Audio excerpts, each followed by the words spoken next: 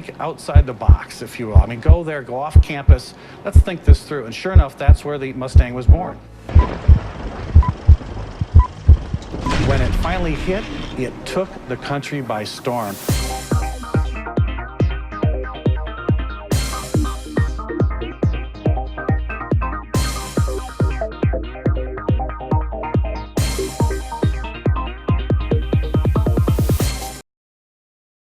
Hello everyone, welcome to another edition of Cars in Context. I'm your host, John Clor. You know, this is the Motor City, and this is the show where we put cars into the context of your everyday life. We love to celebrate the automotive heritage here in the Grosse Pointes, but we will make no apologies for our decidedly Detroit perspective. And Detroit perspective is exactly what you're going to get today. We've got a wonderful show lined up about all those wonderful dream cars, those show cars from yesteryear that we may have seen, may have heard about, but guess what, folks? They never got built. So to take us through that little walk through the automotive history, we brought in none other than Chris Sawyer of thevirtualdriver.com. Chris, hi, John. How are you? So great to have What you. are we, solid wood here? Yeah, thanks, Chris. Listen.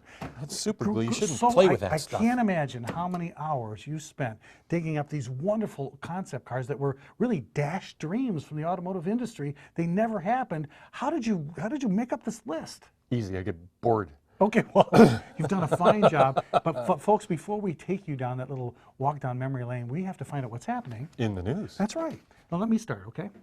You always do. Okay, well, first of all, you know, we've always talked about fuel cells. You know, and everybody's talking about fuel cells. They all want to talk about it. I think it's the next greatest technology. Well, guess what? General Motors fuel cell tech is now drawing some interest. And guess what? They don't even have a car planned with a fuel cell. Yeah, because they promised all those other ones that they didn't build. Well, you can't promise too much. I found that out at home. That's a new GM. We don't overpromise and underdeliver. Oh, that's right. But you know, Hyundai, Toyota, and Honda have all recently announced they are going to have fuel cell cars in the U.S., but GM is working on the technology, even though they haven't announced any particular car, and they have no plans as of yet to bring it to market. But their GM's head of global product development, Mark Russ, told reporters recently that the fuel stack that GM is now working on might not be just for automobiles. In fact, here's the quote. He said, "There's a lot of industries that would enjoy our fuel stack technology, and I will leave it at that." Chris, what the hell is he talking about? Want to power your house? With a fuel cell? Sure, it's a great way to do it. The grid is outdated. The grid can come down and bring everybody. Don't we know that? Oh yeah, that was a fun summer. Yeah, sure And was, yeah. So this way, everybody's on their own separate deal, or every subdivision is on their own separate. Wow, can you imagine if GM got into that business? How, boy, that would be. I'd have to buy that stock. Hey, yeah. Why don't you give me one, Chris? Oh, okay. Okay. Volvo. Volvo, yeah. Volvo's not listening to us. And they're not watching Cars in Context? No, it says they're going to start selling vehicles online and will spend more money on digital advertising. Also, they will withdraw from all but one auto show per year in each of its 3 regions, Europe, North America, and Asia, and will instead opt for its own global event. What is Rockin' with Volvo. I can just see that one. Oh, please. Bring ABBA out. What is happening with those guys? I mean, they're just withdrawing from the industry. Well, no, that's expensive to do all those auto shows. So they're going to do Detroit, I think, more than anything, or New York, or L.A., or Chicago. Yeah, who knows? But probably Detroit. Oh my gosh! Well, for the sake it's not going to work. They'll be back. Yeah, they will. They'll be back. Speaking of being things on your mind and people coming back, Georgia is on Mercedes' mind. Oh, I can just hear that. Another automaker is packing up U.S. headquarters and heading down south. You know, remember we talked to you about. Porsche went Nissan, down there. Yeah, Nissan left California. They went to Tennessee, and then last year we did we talked about going to Toyota's Texas, going to Texas. They're moving from California to Texas. Now Mercedes-Benz says it'll be moving its U.S. headquarters from New Jersey, New Jersey to Atlanta, Georgia. Around 1,000 employees will start moving to the new. I can just hear that telephone go. Mercedes-Benz, how you? No, Jersey. You know why they're leaving New Jersey? It's expensive. Teresa Giudice got into prison, and the New Jersey Housewives is just not the same without her. Okay. No, I'm sorry. Yeah, I'm yes. sorry. No, I don't watch that show. Oh, yeah. Oh, no, not at all. Not John. Come on, tell me something intelligent now. Okay. Variable displacement or cylinder deactivation has gone a long way since, well, World War II. What was it, the 4.6? The V864, yeah. We've got a great idea. We just don't have the technology to make it work. Yeah, drive one of those things. Yeah. Well, GM, you think they get tired of this? They've invented Intula technology, which makes a system called dynamic skip fire. love the That's name. a cylinder deactivation system that instead of shutting off fixed cylinders Yeah. or switching in a fixed pattern, Okay. Skipfire decides which cylinder or cylinders to deactivate on an individual basis for the best torque at all speeds and all loads. So Chris, it's And just testing shows that they can improve fuel efficiency by as much as 15%. oh, come on, I don't Compared buy to it. something without cylinder deactivation. No word on yet which vehicles GM may use this on. 15%. 15%. I mean, Hey, I just read the news. I don't make it. I'm sorry. Chris, they would jump up and down. I mean, they'll they'd spend kill- millions for 2%. They'd kill their oldest child for that. Yeah, I mean that's. Well, then, geez, I better pay attention to that. That sounds really cool stuff. You should pay attention. It's about I damn know. time. But speaking of paying attention, Hyundai reveals an HUD with AR, and E-I-E-I-O. I love when he does that. We hate acronyms here at Cars and Context, Don't we, though? We've seen new navigation systems, that feature augmented reality, or they call it AR. Arr. AR. It's for pirates. Yes. They got the Oh, pirates. they only It's got that one. ARG. They got the one eye. Yeah. What's that patch is about? I don't know. Well, that's what they That can't could be- see. yeah. That's why they man the yard arm, maybe. But now Hyundai showing off a head-up display, or HUD, with AR. An HUD with AR. Yeah. This is. Hunter. The system can display arrows for exit ramps, kind of like Cars and Context does, like, here's where you got to go, and highlight street signs, and it can even be linked to a wearable band that'll vibrate with the lane departure warning when you are activated when another car swerves into your lane, or... I don't want to think Yeah, about that it person will- sitting next to me and Wait a going over minute. the bot stats. I know, plus it'll even monitor your heart rate. Yeah. Can No. I just drive? No, so, but they showed this at I the... got rid of that stupid flow thing from my car, man. Oh, you did? Yeah, Oh, you I bet. hope you threw it out the window. We're going to do another show on Hey, that did one. you go to the party store and have her stand in the darkness and just throw it to her? Yeah, and where she was sitting there, Yeah. you could see her. I can still see her. But you know what it's time for now? I think it's time. It's car trivia time. And you know why I announced it? It's my trivia. Every once in a while I say, "Hey, Chris, I'm exhausted. Can't you come up with some And trivia?" that's just from working with me. Yeah, that's true. So this is car trivia time. This is when we ask you, the viewers of Cars and Context, to put on your little thinking caps. Do they have thinking caps? I don't know. No, my teacher used to say that to me. And then you would just put them on, or forget the thinking cap thing. Just listen to the question and see if you know the answer. And Yes. being that Chris did it, there's no way anybody's going to get this. No, So, absolutely Chris, not. why don't you go ahead and give us the trivia, and then when we come back after the break, we'll try to explain how in the hell you found this thing. Go. Okay. All right, here's the trivia question. Which future U.S. president was an avid street racer when he was stationed in Detroit? Okay, at this time, he was a street racer in Detroit, and he wasn't yet the future. He wasn't yet the president, but he would be in the future. He would be in the future. Okay, folks. So there's a Detroit street racer that became president. Is that what you're trying to say? Something like that. I'll never get this. We're going to put Chris in the driver's seat about dash streams in the auto industry, and then we'll give you the answer to the trivia question right after this break.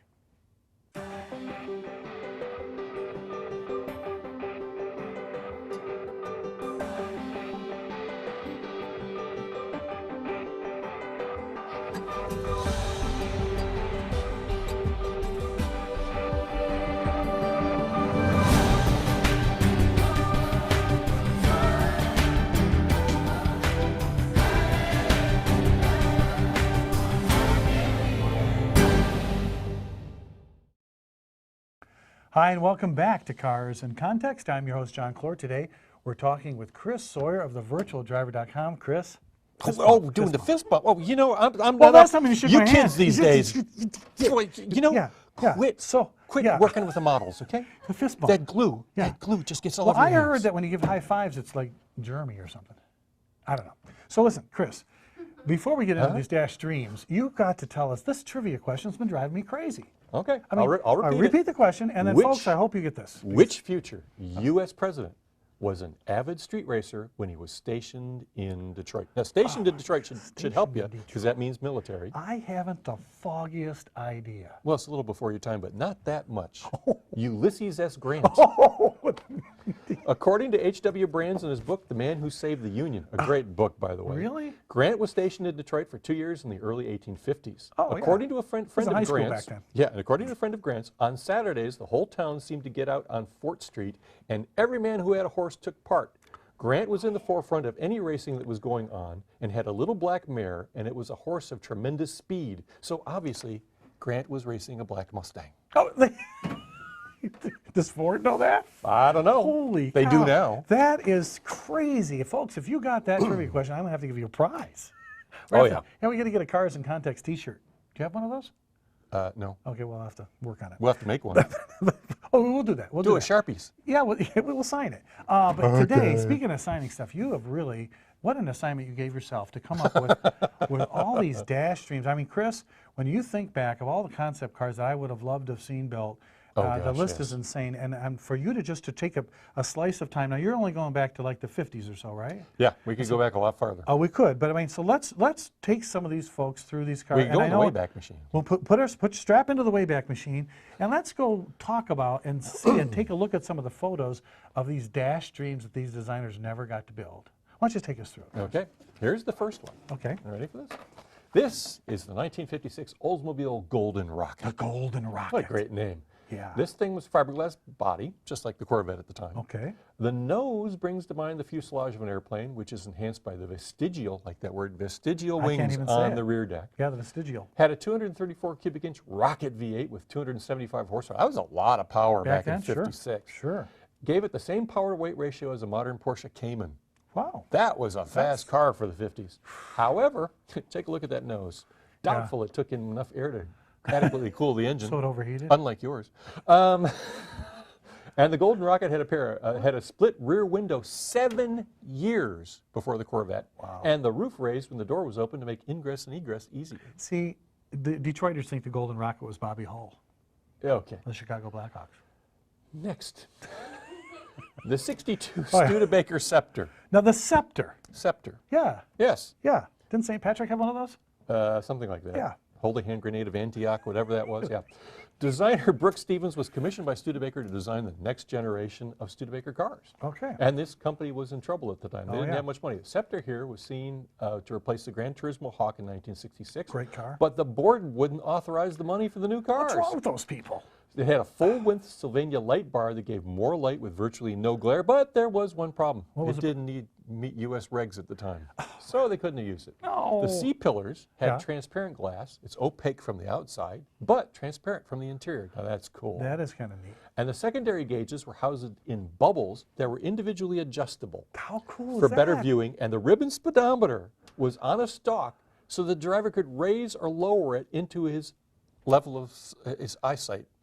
An early HUD, early heads-up That display. really is really cool. They didn't But build the that next either. one Uh-oh. is my favorite. In fact, I got a brother who wants to build a tool room copy of this thing.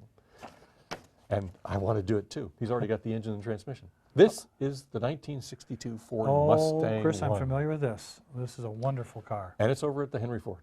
Right now you can see it. That's right. Oh yeah. It's a mid-engine, two-seat sports car designed and built in '62 on the eve of Ford's total performance push. Used a 1.6-liter V4 engine and transmission from the Cardinal project. Yep. Remember that? Oh, I sure do. And was one of the first cars ever to use side-mounted radiators. Now the Cardinal, we all know, well, some of us do, was a small front drive car Ford Yeah. wanted to sell globally as the Taunus 12M and in Europe. And here they were going to call it the Red Wing V4. Wow. That would have gone over well in Yeah, Detroit. Detroit, yeah. At a last-minute cost accounting showed the car would cost almost as much as the larger Ford Falcon, and so the U.S. version was canceled, and the Germans got stuck with Yeah, it. you know, the Mustang I, folks, was never planned to be the Mustang that Lee Iacocca No. had planned. Name this came was after the car. Yeah, he really liked this idea that the performance and the Mustang name were together because of this car, and using it on the four-place Mustang was the perfect name. Absolutely. Yeah. And this next one is a favorite of mine. The '64 Pontiac Banshee. Absolutely. John DeLorean's pet project at Pontiac. One of his many pet projects. Yeah, well, yeah. We And won't he talk had, about he had other projects that he worked on. Two too. cars were built, and they still exist. The metallic silver fiberglass coupe with fixed overhead, with an overhead cam Pontiac inline six. I remember that engine. The second had the 326 cubic inch V8. Both had solid rear axles. Lots of styling cues from the third generation Corvette that was on the drawing boards at the same time. The two seats and the V8 option caused Chevy to lobby to kill the damn I thing love the looks of it, though. because they saw it as a threat to the vet. But, And the cars still exist and are owned by private collectors. so it's not in the GM No. Heritage They, Club. in fact, they run and drive, and these guys drive them. Oh, And I man, think would that's I love having cool. a Banshee on the road. Wouldn't Now that be this cool? one is one of your favorites. Oh, yeah. I remember this guy. The '66 Mustang station wagon. Now this is a clay model that was going to look at a potential line extension for the Mustang. And it's a styling, but if you really look at it, it's a styling prototype for the '69 Mustang. The long roofline would have made the rear seats more habitable, made the Mustang attractive for young families as well as singles. Sure. And over the years, the Mustang lineup has shrunk from 3-body style, coupe, convertible, and hatchback or fastback, Right. to just 2. And with the coupe joining this station wagon and a proposed 4-door on the trash heap. Well, folks, don't forget, too, that if you had a road and track back then, you saw a prototype that a company did of the Mustang station wagon. They brought it to Ford. They said, no, thank you. And it's not somewhere out in New Jersey. Joyzy. Yeah, it's still Joyzy. yeah, it's there. So if you find it, call us. Now this one, another mid-engine Mustang. Oh, this was a great car. This was the Mustang Mach II. Mach II. 67. Desire to build a Mustang that was mid-engine never went away.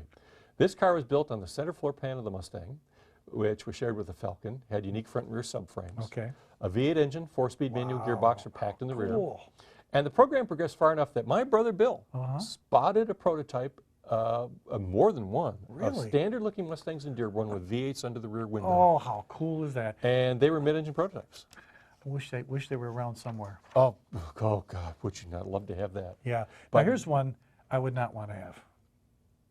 I want this car. Because there are too many people that are AMC freaks in Detroit. They love American. I want this car. I used to see this every day on the way to school. 1970 AMX 3. Designed and developed by Giotto Bizzarini, Bizzarini. who worked for Ferrari. Oh, I thought worked at Olive Garden. Well, developed the Ferrari 250 Testarossa and 250 GTO. Isn't that amazing? Before he went on his own. Gosh. He built the chassis and body in his Livorno, Italy plant. Has an AMC 340 horsepower, 390 cubic inch V8, made it to an OTO Molaris 4-speed transaxle. Jeez. Shin spoiler was fitted at the suggestion of BMW engineers because AMC retained them to do the development work on it. Because at that point they couldn't go above 145 miles an hour without the front lifting up off the ground. When they put the spoiler on, did 170. What, in 1970? Yeah. 5-mile-an-hour bumpers would have required a redesign of the front, which actually could have used, and the rear, and raised the price to $12,000, which was nearly $3,000 more than the Ford Pantera. So they killed the car. But 6 of them were built, Wow. and they all exist. You could buy one. And I saw this car every day on my way to high school, Yeah. and it was being repainted at Greenfield AMC, and I've been madly in love with this car ever since. You've been madly in love with it? Yes. Have you told Sydney about this problem? She knows. Okay. We're going to stick with mid-engine Yeah, here. I like this car. I really- 1970s Chevrolet Corvette XP882. I remember that car. Created under Chief Engineer Zora Arkas Duntov. Powered by a transversely mounted 400 cubic inch V8 coupled to a Olds Tornado That is turbo cool. hydromatic That was cool. automatic. I love it. So it would have been an automatic car. Yeah, but so what? Drive shaft ran through the engine oil pan to the remember that. differential. Yep. Cool. 2 were built, but new Chevy general manager John DeLorean canceled the project as too impractical and costly. Then When does that ever Ford stop? announced the Pantera. Yeah, right after that. And suddenly, DeLorean pulled the car out of mothballs and showed it at the New York Auto Show in 1970.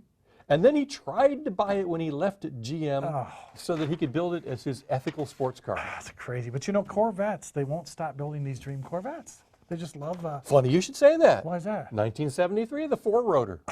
Or in 76, it came back as the Aerovette. Oh, okay, now that I know. This that was name. round 3 of the XP882. Round 2 was an aluminum version built by Reynolds Aluminum. They canned it. Oh, God. GM built 2 and 4 rotor concepts that used a Wonkel design. The 2-rotor was built on a Porsche 914 chassis. you It was imagine a lot that? better looking than that car. Yeah. The 350 horsepower 4-rotor, which was 2 RC2 195s, Stuck together? yep, stuck together on a common crank. Kidding me. And they put that in the XP882 chassis and had gull-wing doors. How This car cool. was gorgeous. Yeah, it They was canceled the rotary engine project about the time that the rotary engine cars were shown. So they then turned the 4-rotor car into the Aerovette in 76. They put the XP882's 400 V8 back in it. Isn't that cool? And they lobbied really hard for it. Tom Murphy approved it for production in 1980. And then they killed it because the Corvette was selling too well. And they said, hey, you know what? Why waste They the don't want money? to cannibalize sales against themselves. So then what comes after that? Well, this is really This is a cool car and this it has some history with cars in context. Yeah, that's right. It was designed by Jerry Brockstein, father of sometime Car in Context guest host Dan Bro- yep, Brockstein. yep. Or as I have it written here, guest host. That's right. So it must have to guess that he's on. That's right. It's called the Chevrolet XP898. The 898. It was built with a frameless foam sandwich body and chassis. And I I- looked this up. I spent a lot of time you know, looking and this I went up. to Subway and I had a foam sandwich. Really? It tasted like foam. Ooh. The body consisted of 4 fiberglass outer body panels, Yeah. the floor pan, the firewall, the upper front and the upper rear sections. That was it. That's so weird. The outer skin panels were placed in the fixture with the inner panels, and the gap was filled with expandable urethane foam. That's craziness. So this car was quiet, and in the winter it was very warm. Yeah. Reinforcing parts were bonded in place to provide anchor points for the suspension, driving hood, doors. Once the urethane was hard, it was about 15 minutes after all the injections It's like that great took place. stuff you brought. Yeah. That's Everything it. was attached. Yeah. And it was based on the Vega. It had a 90-inch wheelbase, There's was the issue. 166 inches long. The second version had a less dramatic nose and 5-mile-an-hour bumpers, and they never did it. And then Ford never did the next one, which was a travesty. That is a shame. Now this car. This is the 1983 Ford Barracuda, and it was Look at this God, car, this is folks. Just beautiful. look at how pretty this car is. built by Ghia in the design studio in Italy on a Ford Fiesta XR2. It's I an had a Italian Ford car. Fiesta. It's a Ford Italian. Transverse front-wheel drive, 1.6-liter inline four. Awesome little Strict car. two-seater with a fully hidden top. Ford never transferred the Fiesta production to North America, and that's what killed this car. Oh. So it was gone from the market by the time the European prices started to rise. Oh, jeez. The public loved the car, but Ford dropped the ball completely on it. Instead, they built the Capri, the Australian And we Capri. could have had this. And if could you have look had a at V8. it, it had styling cues that were borrowed from this, but Yeah. it was like they put it in the trash compactor, Yeah, that's and that's sad. where that car belonged. Oh, now we're getting into the 80s now. Hey, not my 80s. Oh, you're not in the 80s. I'm talking about our cars. Yes, 1986 Oldsmobile Incus. Another Italian car. Yeah, sort of, because it was built by Giugiaro. Giugiaro. Mattel design. Yeah, yeah. Powered by a transversely mounted 2.3-liter quad The Quad 4. Remember yeah. that motor? Absolutely. You know, Tested- I I'll tested give you a real quick story about that. That car was designed by Ted Lucas, apparently as a race engine for his sprint car. That's all he built for. And he was building it sort of on Somebody- his free time, and somebody- somebody spotted it, and he says, "What's Put that?" it in the "Oh, that's car." our new production motor. That's not a dash stream. There you go. Yeah. So the front doors open as part of the canopy that tilted Right. forward with the windshield. So another That's be hard to get another into in this Gullwing raining. Gullwing kind of setup. And the rears were gull-wing doors. That's so weird. And it used a joystick steering wheel, so it eliminated the pedals. The throttle and brake were activated by twisting the ends of the steering wheel forward and backward. And this later showed up in GM's hydrogen-powered concepts, which I drove, and let me tell you, that was not easy. Well, especially for somebody who's not really coordinated like Chris. But anyway, Chris, no, the Isuzu, when we talked about another Oh, late I'll get 80s you for that, No, trust me. no, another late 80s car. Oh, yeah. This This thing. car I love. Yeah, yeah. The Isuzu You know why you loved it? 4200R. Because it's tied with Lotus. Yes. Yeah, I know what you're Designed, engineered, built by Lotus in conjunction with Isuzu European chief designer Shiro Nakamura, who's now the chief designer at At Nissan Nissan. and Infiniti. Well, yeah. He's a very talented man. Nice guy, too.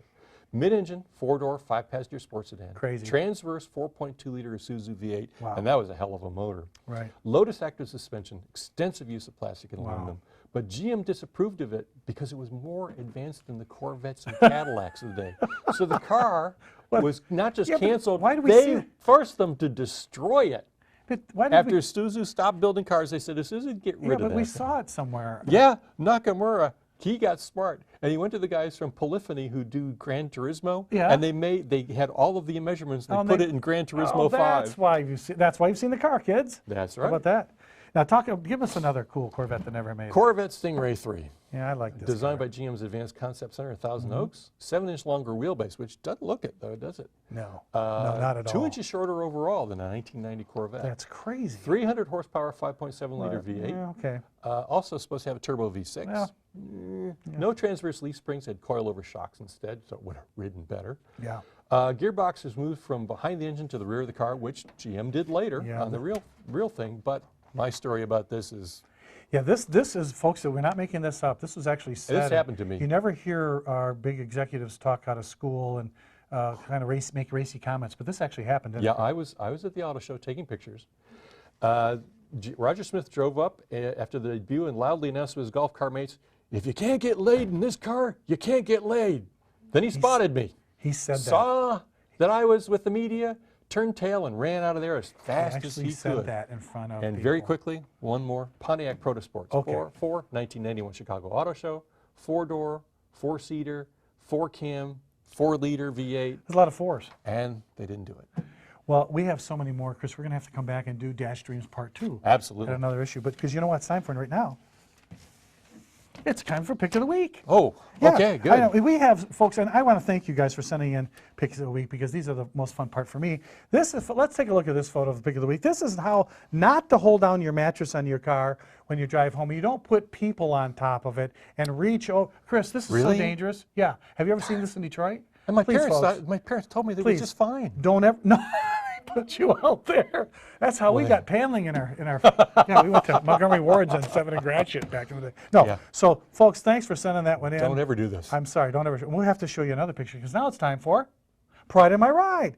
This is the time when you, the viewer, send a picture in and you tell me why you have pride in your ride. We'll put it on the air and make you famous. So this picture, guess what, Chris?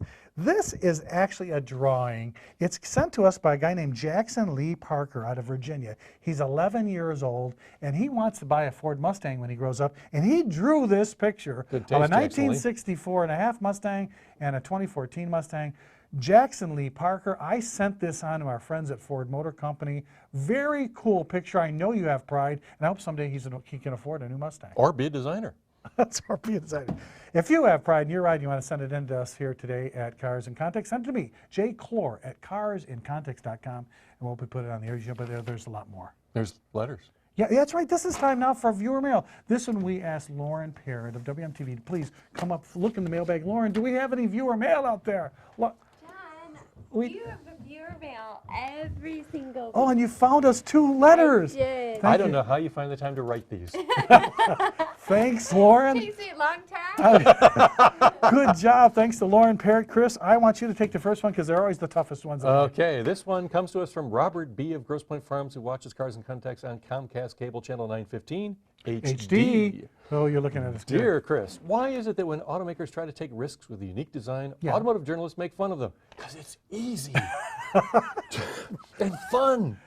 Don't you think that's the reason why so many manufacturers play it safe with their designs these days? See? You have only yourselves to blame. Do you really think we're that powerful? Really? It's our fault? Oh my God. If we were that powerful, we'd rule the world. That's right. No, it's because guys like you go to the auto shows and you go, really? That's what you want to do? Yeah, it's not us. I want a 60, Well, I want something that looks like my 89 town car. Well, maybe it is us. Oh, yeah, I've got one.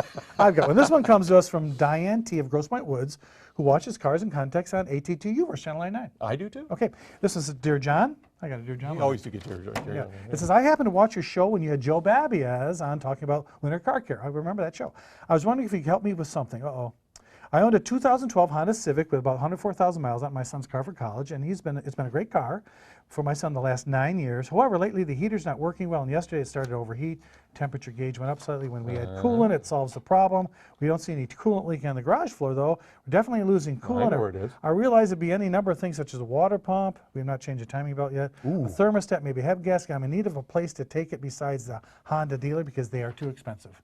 So, John, I had a Ride Perfection Center in Harper and St. Clair Shores recommended. Wonder if you know if that was a trusted place for car repairs. Diane, we've done shows at Ride Perfection. I know from Mike Ferrari up there. Yeah. That's a good guy. outfit, local place. Again, trust your local mechanic. I'd say, yeah, try it. What the heck? Absolutely. It can't hurt, right? And I know where that water's going. Where's it going? It's going in the oil. Ooh, That's a not head good. gasket. Isn't that good?